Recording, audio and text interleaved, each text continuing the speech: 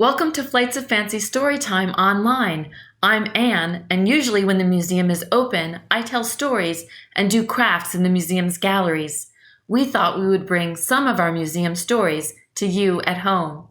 Today's story is about three high-flying friends. They were pilots in the early days of flying who were good friends. The pilots were Amelia Earhart, Ruth Nichols, and Louise Thaden. These three friends shared a spirit of adventure, and they liked to compete to see who could fly the highest, the farthest, and the fastest. This is a photo of Louise in the cockpit of an airplane in 1929. The cockpit is the seat where the pilot sits. All three friends competed in the first Women's Air Derby in 1929, which was an airplane race, and Louise won. Ruth had a crash and could not finish the race, and Amelia came in third. This picture shows Louise winning another race in 1936, where she won the Bendix Trophy. Let's pose like we just won a race. This is Ruth. In 1931, Ruth held the records for the highest, fastest, and farthest flights by a woman all at the same time. She was amazing. Amelia sent Ruth flowers to congratulate her. She looks happy in this picture. How would you feel if you could fly like Ruth? Today, Amelia Earhart remains the most famous of these three friends. She became very famous when she flew all the way across the Atlantic Ocean in her Lockheed Vega airplane alone and without stopping. She was the first woman and only the second person to ever do that. We have her bright red Lockheed Vega airplane in our museum. The three friends worked to start a club to support other women who wanted to fly. The club was called the 99s because in the beginning there were 99 members. Here's a picture of their very first meeting. Do you have any friends that you like to race with or play games with? Here's a story about that. Once upon a time, there were three friends, Ruth, Millie, and Lou. The three friends had lots of things in common. They liked to have tea parties. Ruth always brought the tastiest cookies. They also liked to climb trees and race against each other. They loved to go fast. Some days, Lou climbed the highest, but other days, Ruth climbed the highest. Some days, Millie was the fastest, but other days, Lou was the fastest. After the race, they always gave each other a high five and then had tea parties to plan their next big challenge. One day, in a tea party planning session, they planned a big, long race. Millie said, "Let's have a scooter race." "Yes," said Lou, "and we'll race up the big hill and down the other side." Ruth said, "Maybe we should make it even longer and go around the tree at the bottom 2 times and then back up the hill and down again." They all agreed this would be a big challenge. With the race course set, the friends got ready.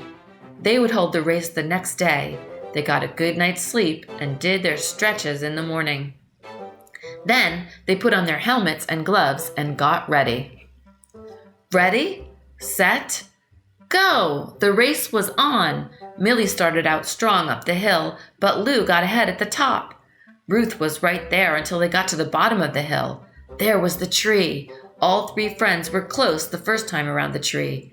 Ruth was a little bit ahead after the second way around the tree, but then Lou pulled out front on the way up the hill. Millie and Ruth were both starting up the hill when Ruth's scooter lost a wheel. Oh no! She fell over and scraped her knee. Ouch! Millie saw her friend go down and she stopped to help her up. "Are you okay?" she asked. I think so," said Ruth.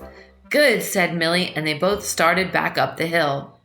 They got to the top and saw Lou coasting to the finish line. Lou won the big race. The other two rolled down the hill to give Lou a high five. "Oh no, what happened?" said Lou when she saw Ruth's scraped knee. "I fell, but I'm all right. I have an idea for our next challenge. I think we can make the race even farther next time." And the three friends went off to have their tea party. And that's our story.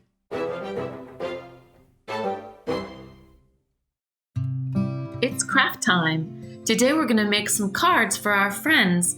I think our friends would love to get some cards. I know I love to get a card in the mail. I've been missing my friends. I made this card for my friend Diane. Diane is museum educator in the museum with me, and she draws the really great drawings for our story times. This card, it says, "Dear Diane." I put some stars on it, and then on the inside it says, "I miss you. Love, Ann." I know she's going to love getting this card when I send it to her. All you need to make a card is some paper. I have this fun green paper, but whatever colors you have. And then you need some markers or crayons or pencils to decorate the card and put some nice colors on it, and scissors if you want to try cutting out some shapes. I think it's really fun to fold the paper and then cut out shapes on the fold. Then you can see what shape it's going to be when you open it up. It's kind of a surprise. To make this heart shape, I cut this shape out, and you can try that yourself. Here I cut out another shape, this triangle shape right here. I wonder what shape that will be when we open it up. I'm going to cut out the heart shape, and then we'll have the triangle shape too. For the cutting part, you might want some help, or you can try to do it yourself. Either way. Let's see what shape it's going to be. Ah, neat! I love it. Now, I have a really tricky one for you. If you want to, you can try making this one. What do you think this is going to be when we open it up? Do you have an idea? I'll show you. I made one already. Here it is, the shape, and when you open it up, ta-da! It's an airplane. I think a friend would love to get an airplane card like this. Try it and see what kind of shapes you can make. It's really fun. I know I'm missing my friends, and here's a card I made for you. Hi friends. Love, Ann. Bye!